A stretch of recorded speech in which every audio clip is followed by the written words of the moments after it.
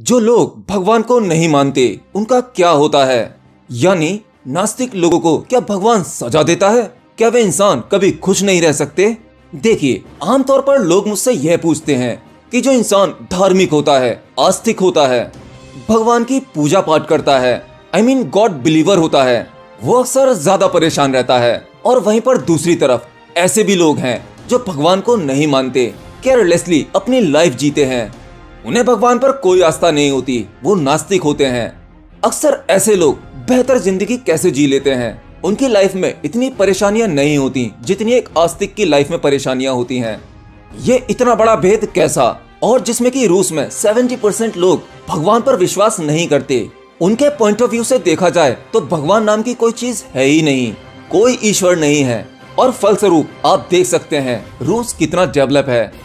एक अर्थ में देखा जाए तो हमें ऐसा प्रतीत होता है कि रूस या अमेरिका, जो काफी उन्नत देश हैं, वो दूर से काफी खुश दिखाई देते हैं। सच्चाई है। और हाँ, इसमें कोई शक भी नहीं है, इन देशों ने काफी तरक्की की है। नई नई खोज, टेक्नोलॉजी, आज पूरी दुनिया टेक्नोलॉजी की उस चरम सीमा पर है जिसका हमने कभी अंदाजा भी नहीं लगाया था। हमें लगता है कि वहाँ के सभी लोग बहुत ही खुश होंगे, क्यों, है ना? मगर ऐसा नहीं है। जो देश या लोग बाहरी डेवलपमेंट में लग जाते हैं, वो बहुत उन्नति करते हैं, नई नई चीजों का आविष्कार करते हैं, चांद पर जाते हैं, मंगल पर जाते हैं, वो इम्पॉसिबल काम को भी पॉसिबल बना लेते हैं। लेकिन ऐसे लोग और देश जितना ज्यादा बाहरी रहस्य को सुलझा पाते हैं, उतना ही ज्यादा अपने भीतरी रहस्य को खो देते हैं। मतलब इस तरह के लोग अपने भीतर से ही बहुत दूरी बना लेते हैं। और जो अपने आप को नहीं समझ पाता, वो ईश्वर को तो कभी नहीं समझ सकता। देखिए, अब बात करते हैं नास्तिक लोगों की और आस्तिक लोगों की। नास्तिक इतना बुरा नहीं होता जितना हम उसे मानते हैं। असल में वो सच ही तो बोल रहा है। उसने इतनी हिम्मत तो की कि उसे ईश्वर पर कोई विश्वास नहीं है। और जिन्हें है वो ईश्वर को कितना मानते हैं और कितना जानते हैं। वो सब भी तो झूठा ही है, क्यों, है ना?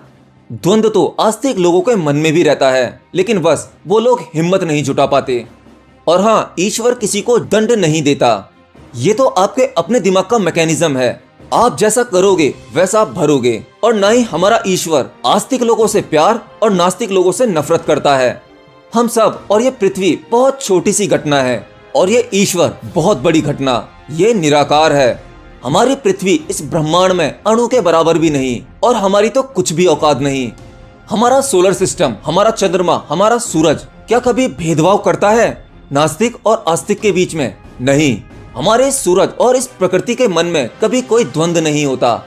इन सब के लिए हर इंसान एक बराबर है। और ईश्वर तो इससे भी बहुत परे है। ईश्वर को क्या फर्क पड़ेगा कि आप उसे माने या ना माने? इससे कोई फर्क नहीं पड़ता। कुछ अर्थों में एक नास्तिक के ही ज्यादा चांसेस होते हैं उस परमपिता परमात्मा को समझने के लिए।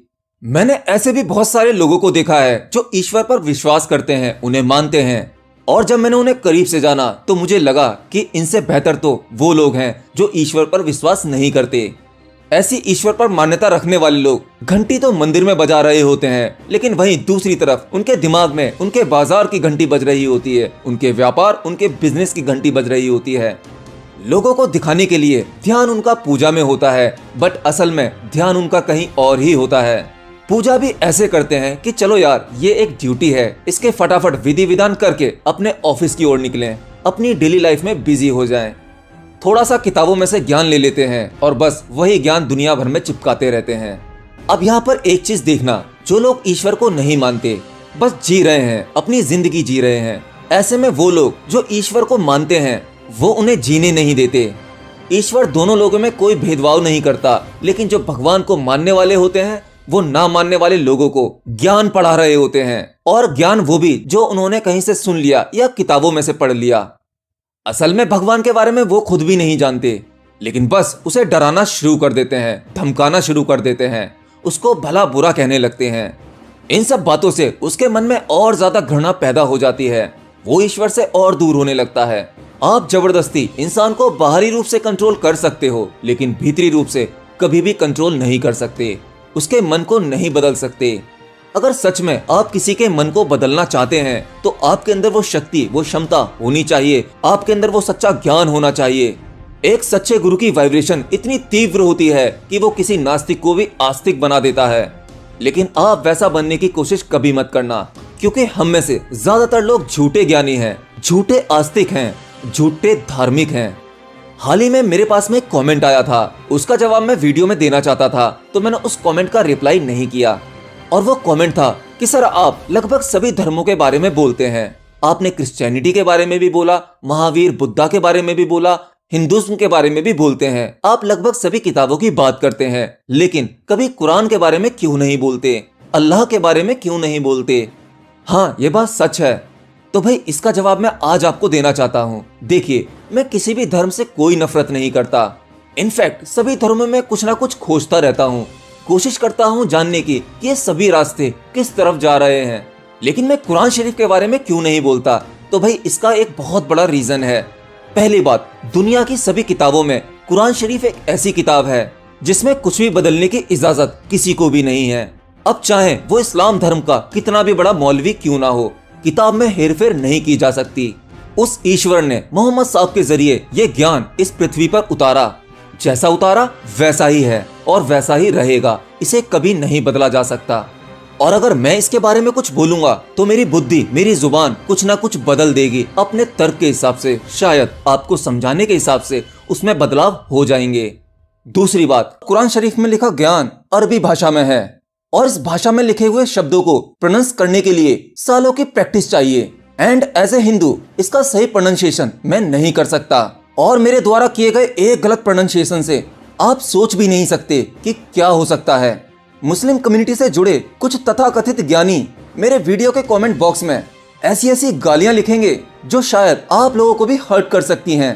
तो इसलिए मैं इस्लाम या कुरान शरीफ के बारे में कभी नहीं बोलता, जिससे कि मेरा आत्मसम्मान भी बचा रहे। तो हाँ, कुछ अर्थों में नास्तिक के लिए भी काफी पॉसिबिलिटीज होती हैं उस ईश्वर को जानने के लिए। एक आस्तिक के दिमाग में ईश्वर को लेकर कोई भी द्वंद्व नहीं होता, कोई क्वेश्चंस नहीं होते, कोई सवाल नहीं होते। और जब ऐसे इंसानों के पास कुछ सवाल नहीं होंगे तो उनके जवाब वो कैसे ढूंढेंगे? लेकिन एक नास्तिक, इनके पास सवालों का भंडार होता है उस ईश्वर के अस्तित्व को लेकर।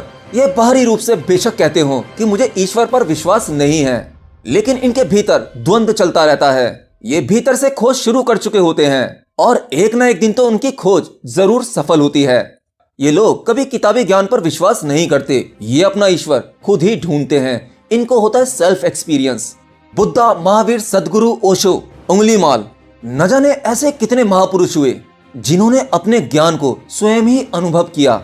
ईश्वर कभी दोनों में फर्क नहीं करता। हमारे जैसे तथाकथित ज्ञानी, हम जैसे ही लोग ऐसे नास्तिक लोगों से नफरत करने लगते हैं।